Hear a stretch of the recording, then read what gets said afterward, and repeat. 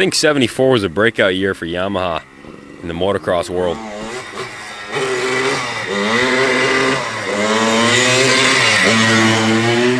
Seniors clearing her out a little bit, stretching her legs up the hill.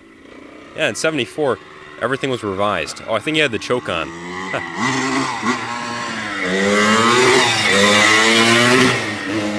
I'll have to read an article to get refreshed on this, but I think it had a bigger carb, different porting, of course, different head. This is much faster revving than the 73 model.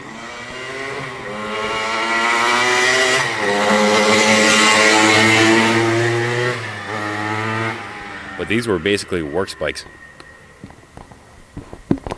I think this one's got the original paint. Definitely the original strap on the tank. Just gone through our service department. It's now offered for sale.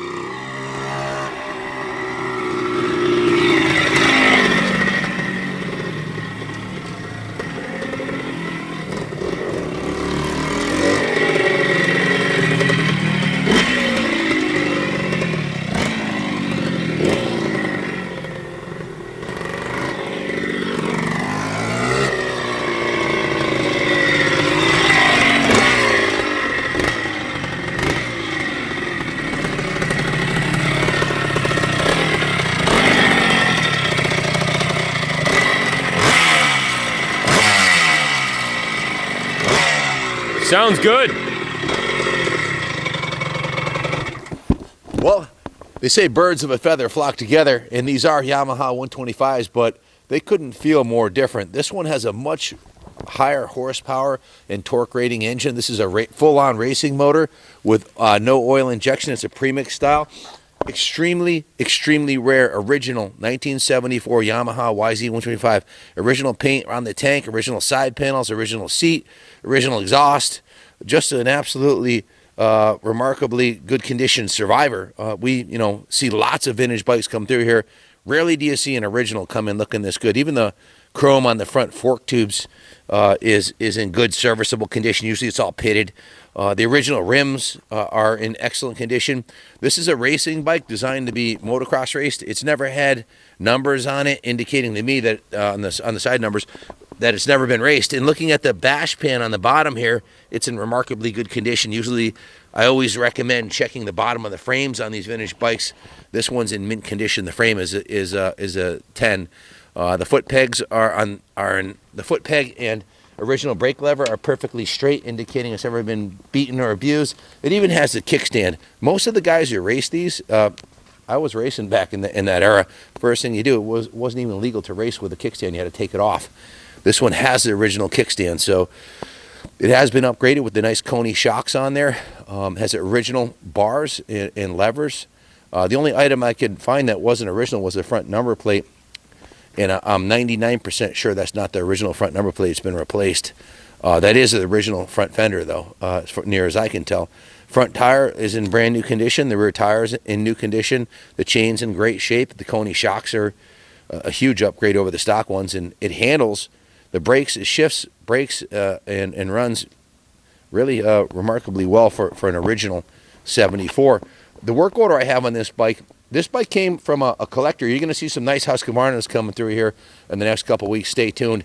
He dropped off, I think, 8 bikes he was retiring, and this was a display piece that was in his living room for many, many years. He's owned it for decades. He never really rode it. It was more of a eye candy than anything. You can see the kicker's in great shape. Just a beautiful original survivor. Kenny, is there anything you'd like to remark about the tank strap model here, the silver and red? Yeah, many resemblances of the Yamaha Enduro series, these early bikes, but 74 was all new. It had the aluminum wheel set, which looks to be in really good shape. You can see the engine cases and head look different than the other AT. If you look at it from this angle here, you can see the differences in the exhaust and everything. Right. Well, very, very clearly, this is a bike that was, well, the cases are close. There's been several. Not several. Several's an understatement. Just a few very key upgrades to the 74 model. I'll have to read some articles to refresh myself. See, look at the cylinder jug compared to the other one. It has less fins. They're larger. The head looks different. The header pipe is much larger. all for higher performance, higher horsepower. The bike didn't need very much. The work order we have here is just a spark plug, a new air filter, and some gear oil. The original owner had kept it in great shape and parked it in mint condition, so as you see it. So there wasn't much needed to be done. So we put a new spark plug in it. We checked the compression, a perfect 195 PSI. The fuel, I had no fuel in it, so we added VP1 fuel and washed and cleaned the rims, did a little touch-up paint on the chassis and the exhaust pipe, aluminum polish on the rims, and the seat cover was cleaned up, and that's about it. I only had 2.5 hours in the detail shop. Usually it's not uncommon to have 10, 15, 20 hours in the detail shop. 2.5 hours, basically a wash and wax and a little touch-up paint. So original paint, classic. NADA value on this is $6,170. The vintage motocross bikes are really going up. If you've been following the Mecum auction prices, it's remarkable what these bikes are selling for these days. I believe I saw a 74 250 strap tank Yamaha go for over 12 G's at Mecum.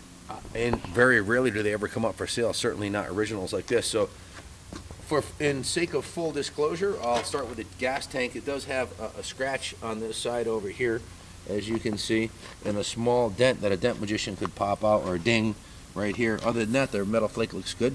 Well, maybe a little ding right here possibly. Coming around this side here, this side of the gas tank has a tiny ding in it also, not uncommon. The knees would do that. A good dent magician can pop these little dings out. No big deal. The side panels are in great condition. The original seat cover looks to be in mint shape on this side, but when you go around this side, you can see the back looks great. There's a little defect right here that someone had patched with an vinyl patch kit. The shocks are upgraded, Coney shocks. The tires are upgraded from the originals. And the original bars are in great shape. Are there any other patina or defects you'd like me to point out on this? No, I don't think so, man. This is a really clean example. You know, some bikes you feel the need to point out, you know, it's got the original hardware and, you know, so the finishes aren't perfect, but this is a very clean example. Not quite a showpiece, but the potential to be a 100-point concourse bike. I kind of disagree. To me, it's a showpiece exactly the way it is. I mean, you just don't see these original fenders, original paint and tank on a original everything on a 50-year-old. Well, I take that back. Not a 100-point concourse d'elegance piece. Certainly a local showpiece, 100%. It'll be on display in the museum until the new owner comes to pick it up. Even that's debatable. Billy Blythe, our resident Isle of Man, 5-time race completion and national competitor in trials riding, he has a Bultaco that won the Concours d'Elegance in Bridgeport, Connecticut, a very highfalutin show, and it still had the original dirt on it from the Isle of Man 1,000-mile enduro it had done. So some of these shows, the real high-end shows, take into consideration the originality of the bike, and Bill's bike was 100% original, not as nice as this, and he won the show. So not everybody wants lipstick on a pig. You know, some people want original. They're only original once. And there's something to be said for that, you know, proven by Bill's Concours d'Elegance #1. He even beat out all the cars. It had the original race stickers on it, inspection stickers and everything. So today's Team Yamaha day. I got my Team Yamaha hoodie on and my Yamaha silver helmet. Just got done riding these 3 125s. Stay tuned. We're moving into the 80s here with a 1980 YZ125 with Simmons forks, a full-on $10,000 national caliber race machine that an obsessed owner built from the ground up. So stay tuned. Back to this one here. Certainly an investment quality bike. NADA at 6170 and rising every year because they only made a few of these and most of them got destroyed. So good luck finding a nicer one for sale today. There's not many out there. So good luck bidding on it. God bless America.